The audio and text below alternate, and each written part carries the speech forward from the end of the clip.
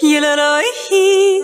Попробуйте шоколадный батончик «Сласти природы». Я сама этот батончик не пробовала, ведь он состоит из фторида натрия, цикламата, мальтодекстрина, пирогидроксибензойной кислоты и идентичной натуральной добавки клубничка.